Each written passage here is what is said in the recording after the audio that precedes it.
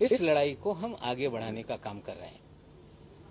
मैं आज फिर कहता हूं, मैं अपने दावे पे कायम हूं कि जो बर्थ सर्टिफिकेट हमने ट्वीट किया है वो असली है।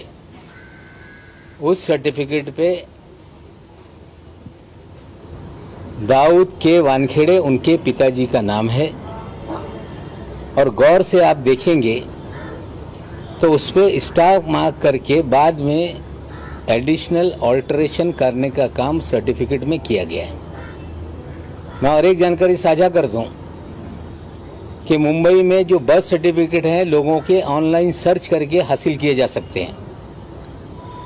वानखेड़े साहब की बहन का सर्टिफिकेट ऑनलाइन अवेलेबल है, लेकिन ये सर्टिफिकेट कितना भी सर्च करो ऑनलाइन नहीं मिलता।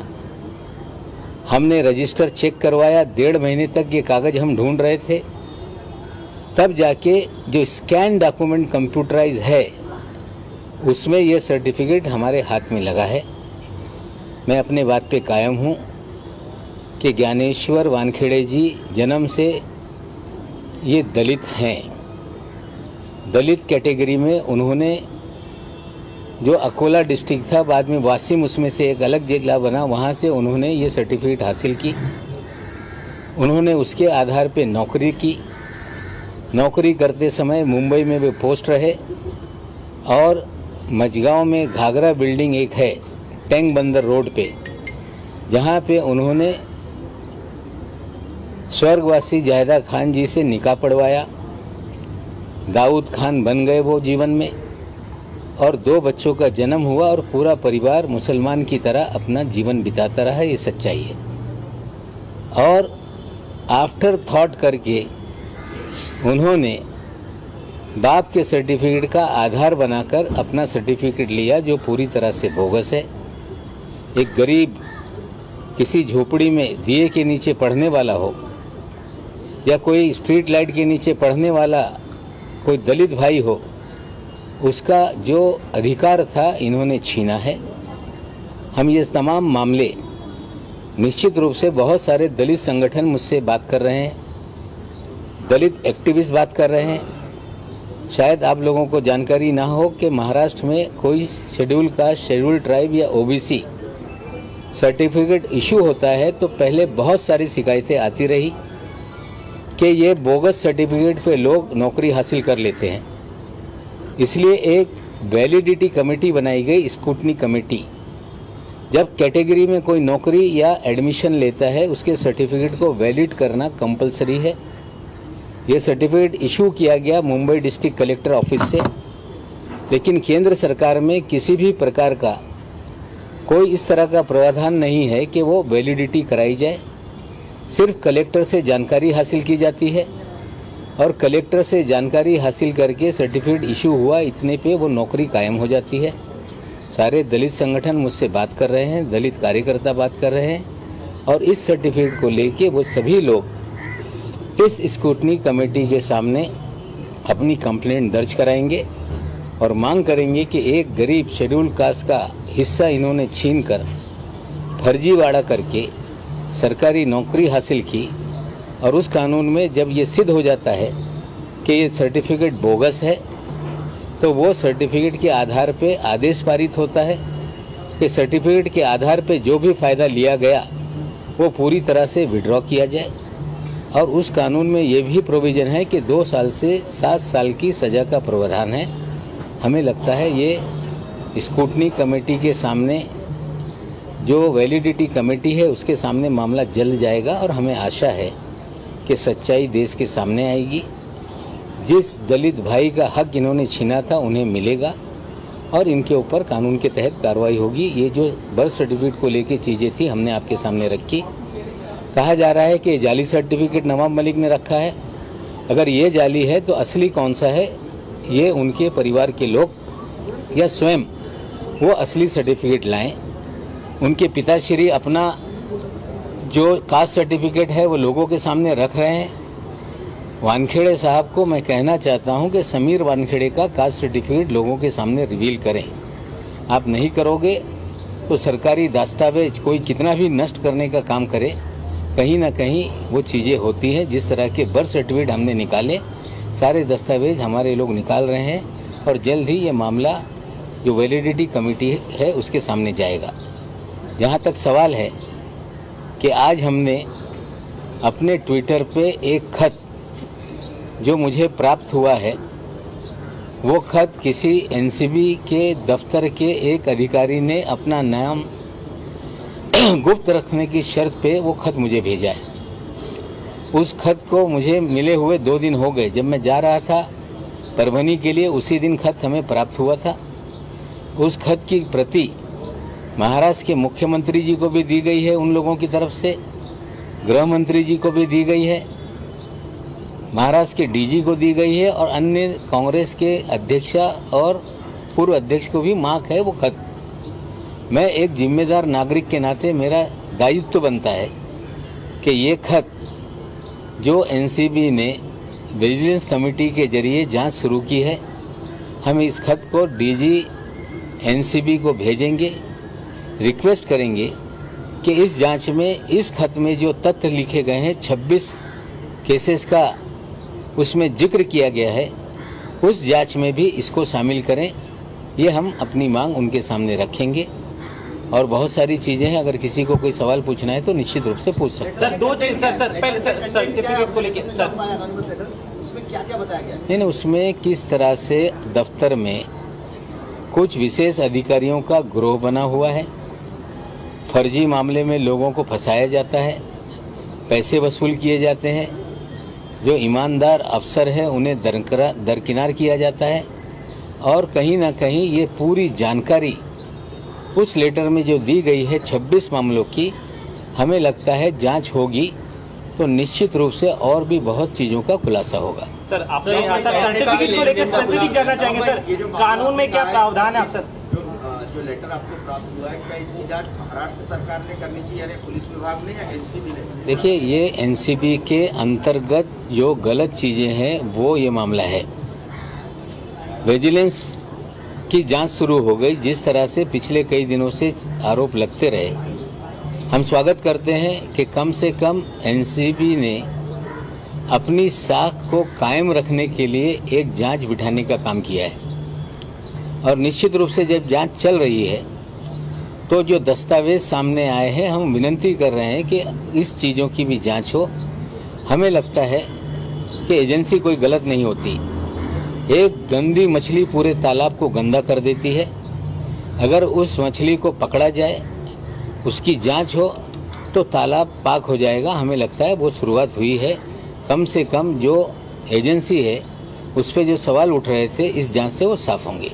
तो लेकिन पत्र का कंटेंट अगर उसके बारे में आप थोड़ा सा बताएं, क्योंकि काफी कुछ पत्रों को पढ़ने के बाद ये 26 मामले हैं, अलग अलग केसेस हैं, जिसमें किस तरह से एक निगरों को फंसाया गया है, किस तरह से किसको फंसाया गया है, फिल्म वाले मामले को भी चीज़ें उसमें रखी गई है। हमें लगता है ये सारा पत्र आप पढ़ लेंगे तो 26 मामलों का उसमें जो केसेस है उसका जिक्र है और सारी चीज़ें उसमें है। आप पढ़ के देख सकते हैं। मैंने ट्विटर हैंडल पे डाल दिया है और आप लोगों को भी मैं शेयर कर दूंगा। सर, उसमें राकेश अस्थाना जी का नाम का जिक्र जो है वो सामने निकल कर आ रहा है। गृह मंत्री अमित शाह जी का नाम उसमें लिखा गया है। उसमें क्या कुछ कहा गया, अगर आप विस्तार में थोड़ा सा देखिए, ऐसा है, किसका क्या नाम लिखा है, मुझे किसी पे ये आरोप ये नहीं करना है कि भाई इनका हाथ है या उनका हाथ है। जो पत्र में लिखा गया है, हम चाहते हैं कि विजिलेंस के जरिए जो जांच हो रही है उस जांच का हिस्सा ये पत्र भी बने और इन सारी चीज़ों की भी जांच हो।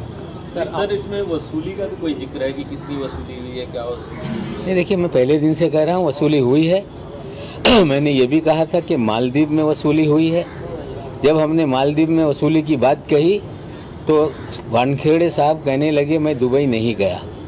हमने मालदीव और दुबई दोनों का जिक्र किया था उनकी बहन के ट्विटर जो इंस्टाग्राम हैंडल है उस पे से, लेकिन वे मालदीव गए थे। मालदीव में वसूली हुई, शहर में भी वसूली हुई और मुझे लगता है सारी वसूली लगभग 1000 करोड़ के ऊपर की वसूली का मामला है। जांच हो रही है, चीज़ें सामने आएगी। सर, आपने सर्टिफिकेट का जिक्र किया था, 2 चीज़ आप प्लीज स्पेसिफिक कर पाए। एक तो कानून का प्रावधान क्या कि कोई धर्म बदलता है तो उसका कास्ट चला जाता है। सेकंड, इनके पिता ने कौन से वर्ष में निकाह करने के बाद अपना धर्म परिवर्तन किया था, उसके बाद का सीक्वेंस अगर आप बता पाए।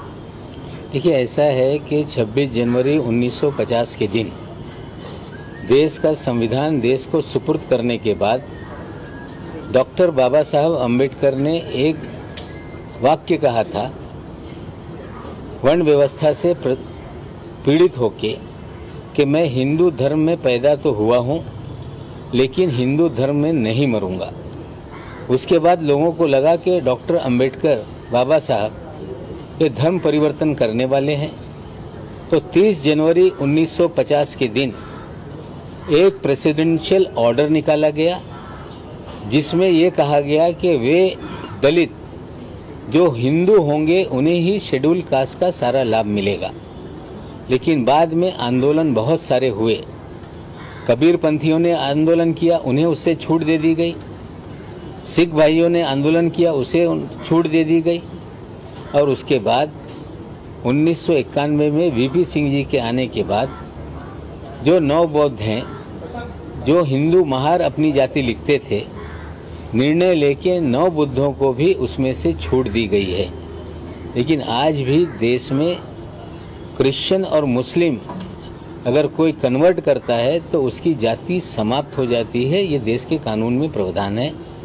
जहाँ तक आपने वानखेड़े साहब के बारे में, पिताजी के बारे में पूछा, ये 75 में मुंबई में पोस्ट हुए। पहली बिटिया का उनका जन्म 78 में हुआ है।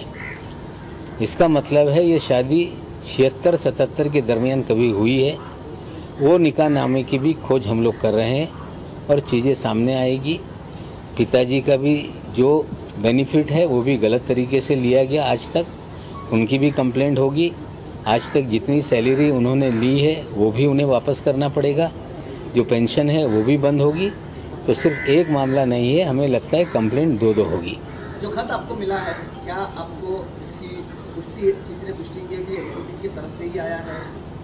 देखिए, ऐसा है कि जो चीज़ें लिखी गई उसमें कुछ घटनाक्रम ऐसी है कि शहर के बहुत सारे लोग 6 तारीख के बाद मुझे आकर मिल रहे हैं। जो अलग अलग चीज़ लोग आके बता रहे हैं, जिन लोगों का इस्तेमाल किया गया है। मैं आपको बता दूं कि जिस तरह से प्रभाकर साली ने कहा कि मुझसे 8 से 10 कागजों पे ब्लैंक सिग्नेचर किए गए। एक और गवाह इसी तरह का मेरे पास आया था, वो डरा हुआ था। उसने कहा कि 50 कागजों पे मुझसे ब्लैंक सिग्नेचर लिए गए। वो एक जिक्र कर रहा था जो नाइजीरियन को फंसाया गया, उसी की खबर पे नाइजीरियन वाला मामला बना था। उसने जो जानकारी दी वो इस खत में है, और कुछ लोगों ने जो जानकारी दी वो इस खत में है। इसलिए मुझे लग रहा है कि ये कहीं ना कहीं कोई अंदर का अधिकारी है जिसने ये जानकारी हमें मुहैया कराई। लेकिन इस खत को लेकर कई सारे सवाल भी उठ सकते हैं, क्योंकि आपने कहा इसके ऊपर किसी का नाम नहीं है, तो कैसे विश्वास किया जाए कि ये खत जो है वो सही है? इसकी जांच क्या, इसकी जांच कैसे? ये देखिए, ऐसा है, जब विजिलेंस ने जांच शुरू कर दी है, अगर कोई अधिकारी उसी संगठन का है तो कभी खुल के अपना नाम नहीं लिखेगा। हम ये नहीं कह रहे कि आप दंडित कर दो, लेकिन हम ये चाह रहे हैं कि जब सारी खबरें जो अंदर का अधिकारी दे रहा है या जो अलग अलग लोग ये सारी चीज़ें मुझे आकर बता रहे हैं, तो मुझे लग रहा है इसमें तथ्य है। विजिलेंस की जांच चल रही है, इस खत में जो उल्लेख है उसकी भी जांच हो जाए तो हमें लगता है जो शक की सुई है आने वाले दिनों में गहराएगी। इससे अच्छा है की इसकी जांच हो, हम मांग करते हैं। सर, एका बाजूला सबीर वानखेडेचे वडील असं म्हणतात की आम्ही कोणत्याही पद्धतीने धर्म परिवर्तन केलेलं नाहीये। तुम्ही जे काल कास्ट सर्टिफिकेट जे ट्विटरवरती सादर केलं होतं, याच्या व्यतिरिक्त तुमच्याकडे असे काही पुरावे आहेत का की त्याच्यामध्ये त्यांचं नाव दाऊद असं आहे? बघा, असं आहे, मी धर्माच्या बाबतीत कुणाचा धर्म काढत नाही। माझा लढा हा एका मागासवर्गीयाचा अधिकार हुसकून बोगस कागदाच्या आधारावर त्याचा अधिकार त्यांनी स्वतःसाठी घेतलेला हा लढा माझा आहे। मी कुणाच्या बहिणीचा, पत्नी, वडिलांच्या बाबतीत द्वेष ठेवून मी काही बोलत नाही। पण या सगळं ज्या फर्जीवाडा आहे याच्यात सगळ्यांच्या कागद, त्यांचे सगळे विषय आणल्याशिवाय हे सिद्ध होणार नाही। ते सांगताय मी कधी धर्म परिवर्तन केलं नाही। मग जे मी बर्थ सर्टिफिकेट सादर केलेलं आहे ते बर्थ सर्टिफिकेट खोटं आहे लोक सांगताय, तर खरं बर्थ सर्टिफिकेट खोटं आहे तुम्ही आणा आणि तुम्ही सांगा की बाबा हे खोटं आहे आणि खरं हे आहे। माझा एकच म्हणणं आहे, आणखीन तुम्ही कागदं मला विचारताय, बरीचशी कागदं आहे, हळूहळू विषय मी समोर आणणार आहे. आता ते बोलके झालेले आहे, ते बोलताय आणि आणखीन असे काही पुरावे माझ्याकडे आहे की ते कधी नाकारू शकत नाही आणि ती कागदा ऑथेंटिक आहे.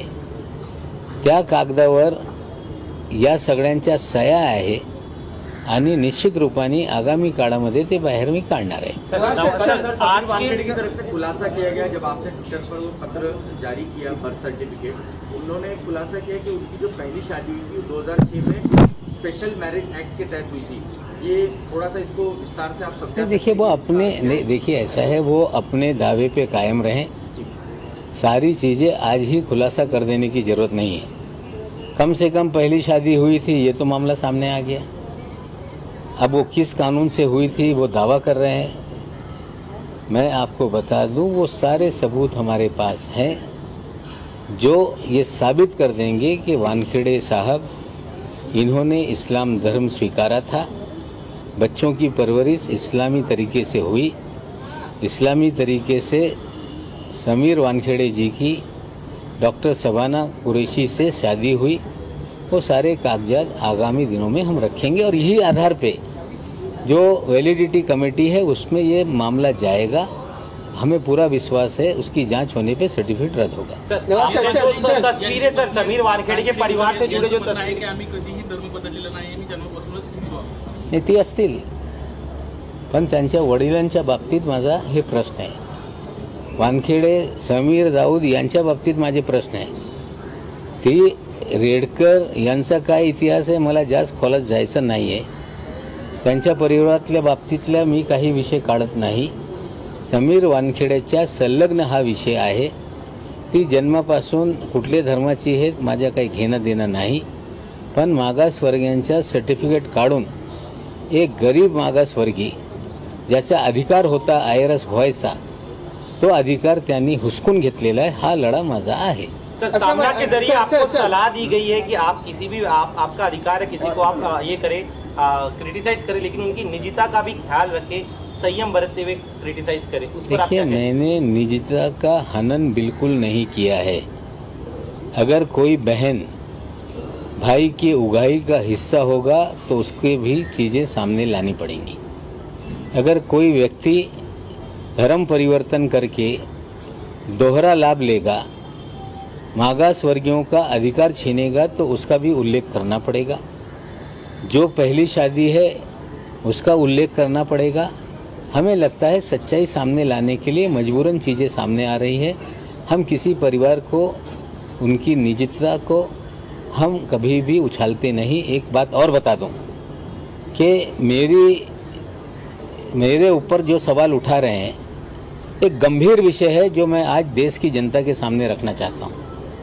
हमारे दामाद को फैब्रिकेट करके बंद किया गया, कोर्ट में लड़ाई चल रही है. वो हमारी बिटिया है, वो बहुत सारी चीज़ों की छानबीन कागजात निकालने की या काम कर रही है. समीर वानखेड़े ने मुंबई पुलिस को पत्र लिखा है कि इनके CDR हमें उपलब्ध कराए जाएं. क्या नीलोफर मलिक कोई क्रिमिनल है? किस आधार पे उसने मेरी बिटिया की निजी जीवन के जानकारी मांगी है? जब निजता की बात आती है तो देश का कोई कानून एक समाज के सामान्य नागरिक के जीवन से जुड़ी हुई चीज़ें हासिल करने का कोई अधिकारी प्रयास कर रहा है. हमें लगता है कि वानखेड़े अपनी मर्यादा को लांघ रहे हैं. अगर कोई क्रिमिनल का आपको चाहिए, आपके पास अधिकार है, आप CDR मांगिए. आपकी हिम्मत है तो मेरी बिटिया का CDR मांगिए. उस केस में भी जो कानूनी लड़ाई है हम लड़ेंगे. लेकिन जहां तक निजता का सवाल उठाया जा रहा है, समीर वानखेड़े इस शहर में 2 लोगों के जरिए लोगों का फ़ोन टेप कर रहे हैं. लोगों के फ़ोन को कहीं ना कहीं उनको इंटरसेप्ट किया जा रहा है. 2 प्राइवेट लोग हैं, एक व्यक्ति मुंबई शहर में है, एक व्यक्ति थाना में है. आज नहीं कल ये भी कि किस तरह से समीर वानखेड़े इस शहर में लोगों की इलीगल फोन टैपिंग कर रहा है, उसके भी पुरावे लोगों के सामने हम रखेंगे. समीर वानखेड़े ने कोर्ट में आपको लगता है आपकी बेटी का और आपका फोन या आपके परिवार से जुड़े लोगों का फोन? देखिए, हमारी बिटिया का सीडीआर समीर वानखेड़े ने मुंबई पुलिस से मांगा। पुलिस ने कहा है कि उनके निजी जीवन की जानकारी हम नहीं दे सकते, लेकिन मेरी जानकारी है कि इस शहर में समीर वानखेड़े 2 प्राइवेट व्यक्ति के जरिए लोगों के फ़ोन इंटरसेप्ट कर रहा है। जो 2 व्यक्ति हैं उनके नाम मेरे पास हैं, उनके एड्रेस मेरे पास हैं।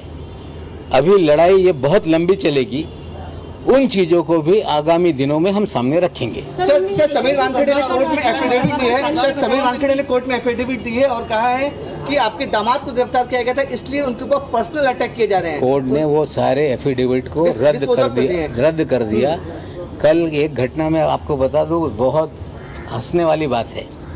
एक उनका पीपी है शायद सेठिया या इस तरह का, क्या नाम है, सेथना नाम के एक पीपी हैं।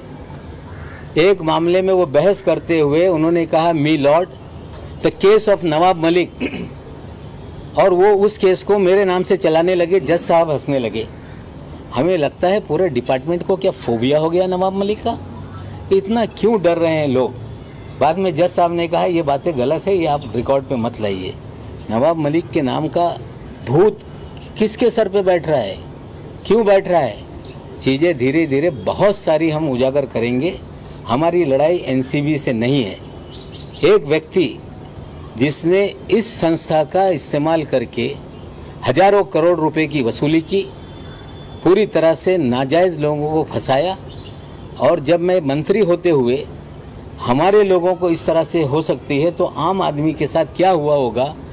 इसके कारण ये सारी चीज़ें 8.5 महीने से हम खोज रहे हैं और बहुत सारी चीज़ें सामने आई। मेरी लड़ाई अन्याय के खिलाफ है। सर समीर वानखेड़े के पिता ने ये भी कहा है कि नवाब मलिक की जो दस्तावेज दिए वो फर्जी हैं और आपके ऊपर लीगल कार्रवाई करेंगे। बिल्कुल स्वागत है। कल जाइए क्रिमिनल डिफेमेशन का सूट फाइल कीजिए अंडर सेक्शन 499 500 IPC। उनको अधिकार है, अंधेरी कोर्ट में ले जाके कर दे या कुर्ला कोर्ट में फाइल कर दे, मुझे आरोपी बनाए और मैं वहाँ कोर्ट में जाऊँगा, जमानत लेनी पड़ेगी लूँगा, लेकिन कोर्ट में अपना मामला लड़ के इनका फर्जीवाड़ा उसी कोर्ट में मैं एक्सपोज करूँगा। I challenge mister Dawood Wankhede, please file a complaint against me under section 499 and 500. Your daughter is there, she is a learned educate. She had also said कि हम डिफेमेशन फाइल करेंगे। सेक्शन बता दें 499 500 के तहत आप जाकर मजिस्ट्रेट कोर्ट में क्रिमिनल डिफेमेशन का मामला दर्ज करा सकते हैं। 100 करोड़ 200 करोड़ की बात ना करें, 10% उसमें स्टैम्प ड्यूटी भरनी पड़ती है। आपके पास हजारों करोड़ 2 नंबर के हो सकते हैं, लेकिन स्टैम्प ड्यूटी भरने भर का कागज़ आपके पास नहीं होगा। अब 499 में आज फिर मैं आह्वान करता हूँ समीर दाऊद वानखेड़े को, दाऊद के वानखेड़े को, जैस्मीन अलाइज यास्मीन वानखेड़े को कि आप 499 500 में डिफेमेशन का क्रिमिनल सूट फाइल करें। आप स्वयं वकील हैं, बिना पैसे के मुकदमा चलेगा। कितने महीनों से आपकी फोन टैपिंग की जा रही है? कितने महीनों से? अभी तो जब टैबिंग का मामला निकलेगा तो किसका किसका टैब हुआ है मामला सामने आएगा। समीर दाऊद वानखेड़े इल्लीगल टैपिंग, मुंबई शहर का एक व्यक्ति, थाने शहर का एक व्यक्ति, उनके जरिए इस शहर के, इस राज्य के बड़े बड़े, चाहे वो अभिनेता हो सकते हैं, नेता हो सकते हैं, उद्योजक हो सकते हैं, सबका फ़ोन इंटरसेप्ट कराते हैं। उसकी जानकारी है और इसकी कंप्लेंट आगामी दिनों में हम कमिश्नर को करेंगे। आज काही लोक सांगताय की नवाब मलिक माझ्या निजी जीवनात जात आहे, काही लोक त्याच्यावर चर्चा करताय, पण मी निजी जीवनात कुणाचं जात नाही। पण हे बोगस फर्जीवाडा सर्टिफिकेटच्या बाबतीत सर्वांच्या माहिती दिल्याशिवाय हे इस्टॅब्लिश होणार नाही। पण हे जे एक निजीतेचा प्रश्न लोक उपस्थित करताय प्रायव्हेट लाईफच्या, मी आपल्याला माहिती देऊ इच्छितो। समीर वानखेडेंनी मुंबई पोलिसला पत्र दिला होता की नवाब मलिक यांची कन्या नीलोफर मलिक यांचे कॉल डिटेल रेकॉर्ड मला हवे। निश्चित रूपाने ती कुठलीही क्रिमिनल नाही, त्याच्या जीवनात तो कुणाशी बोलते, काय कोणाशी त्याचे संबंध हे माहिती काढण्याचे अधिकार कोणाचे नाही. तरी ज्या पद्धतीने बेकायदेशीर हे धंदे ते करताय, माझा इतकंच म्हणणं आहे, मर्यादित अधिकाऱ्यांनी राहिले पाहिजे. आणि हे जे उद्योग त्यांनी सुरू केलेला आहे, मी आधीपासून बोलतोय की हे व्यक्ती फर्जीवाडा आहे. इतके विषय आहे की किती विषय समोर ठेवायचा हे पण प्रश्न माझ्यासमोर निर्माण झालेला आहे. भविष्यात हळूहळू विषय मांडू. धन्यवाद.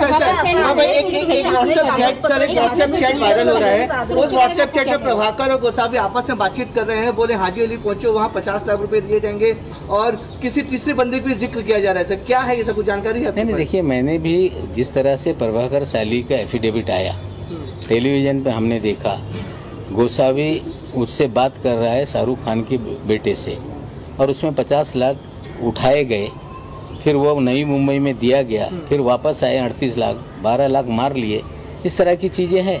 तो हमें लगता है इसकी जांच अगर कर रही है, जांच होगी तो चीज़ें सामने आ जाएंगी. सर, एक प्राइवेट पर्सन का जिक्र किया गया. सर, कौन है? सब कुछ जानकारी सर. एक प्राइवेट पर्सन का जिक्र किया जा रहा है हाजी अली के पास में. ये नहीं, उसमें कोई सैम डिसोजा का नाम आ रहा है, मुझे मालूम नहीं.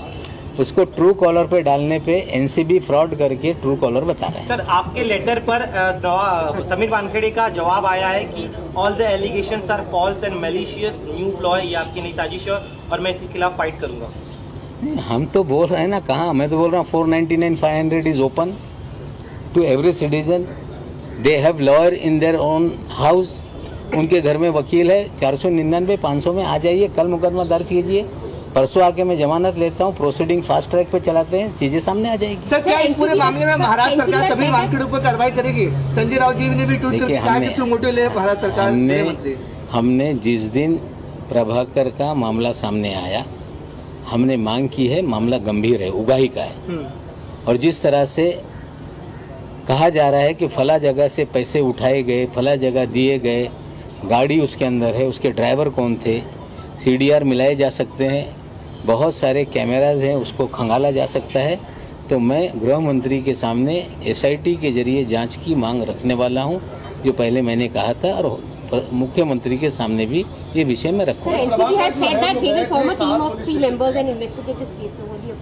3, 4, 8 that is their descriptive. Who are going to be investigate the issue?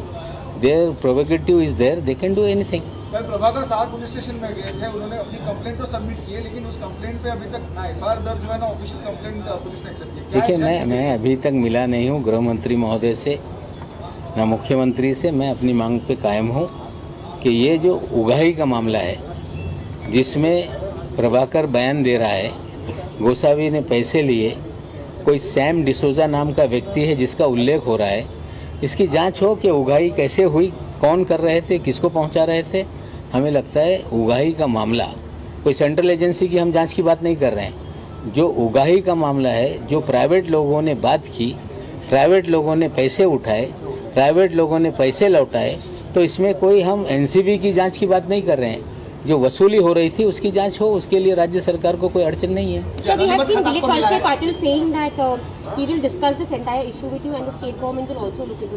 Let us see. I'll meet them. जो एनोनिमस खत आपको मिला है, उसमें कई सारे बॉलीवुड सितारों के नाम उसमें मेंशन किए गए. आपने थोड़ी देर पहले ये भी जिक्र किया कि बॉलीवुड सेलिब्रिटीज के कॉल टैप किए जा रहे थे, इंटरसेप्ट किए जा रहे थे. ये दोनों मामले जुड़े लगते हैं. देखिए, अलग-अलग इंक्वायरी राज्य सरकार की तरफ से होनी चाहिए SIT में. देखिए, अलग अलग फ्रंट पे चीज़ें होंगी. जहाँ जहाँ जो चीज़ें पहुँचानी है मैं भी पहुँचाऊँगा, लोग भी पहुँचाएंगे. हमें लगता है इतना आसान नहीं, बहुत गंभीर मामला है. इल्लीगल फ़ोन टैपिंग हो, यहाँ तक मेरी जानकारी है, कंप्यूटर लगा के NCB के कार्यालय में भी कुछ लोग बिठाए गए. जब से आपने ये मामला उठाया, आपको धमकी भरे कॉल आ रहे हैं? नहीं, मुझे धमकियाँ आई. मैंने कोई फ़ोन, मेरे जो नंबर है हमने बंद रखा है. कुछ अलग नंबर पे बातें मेरी होती हैं जो WhatsApp पे और FaceTime पे हैं. लेकिन जो धमकी के कॉल आए वो कार्यालय में आए हैं. वो सारे टेलीफोन जो पुलिस का, मंत्री के कार्यालय में जो ऑपरेटर होता है, वो पुलिस का एक सिपाही होता है. जो भी चीज़ें उसको मिलती है वो रिकॉर्ड करके अपने जो उनका डिपार्टमेंट है उसको भेजता है. मुझे भी जानकारी उसने दी है, वो भी खत के द्वारा हमने गृह मंत्री को दिया है. आपने अभी कहा कि NCB के कार्यालय में कंप्यूटर लगा के, क्या एग्जैक्ट मतलब? नहीं, ऐसा है कि कुछ लोग अंदर के मुझे बता रहे हैं कि एनसीबी के कार्यालय में भी कंप्यूटर लगा के वहाँ से भी कुछ हैकिंग का काम चल रहा है। Sir, Prabhakar Sel has said that he felt threatened, which is why he came in front of the Mumbai police. Sir, आपका उस पर क्या कहना है? देखिए, कल मैंने एक बात कही थी, शायद आप लोगों ने गौर किया कि नहीं। कल मैंने कहा कि मुझे डर है कहीं केपी गोसावी का मनसुख हिरेन ना हो जाए। जो आरोपी छुपा बैठा था और उसके बाद वो टेलीविजन को फोनो देने लगा, हमें लगता है इसे कहीं छुपा के रखा गया था। मनसुख हिरेन वाला आरोप लगने से वो फ़ोन पे आ गया और हमें लगता है जैसे ही फ़ोन चालू हुआ है, पूना पुलिस उसको फ़ोन को ट्रैक कर रही है। हमें लगता है पूना पुलिस उसे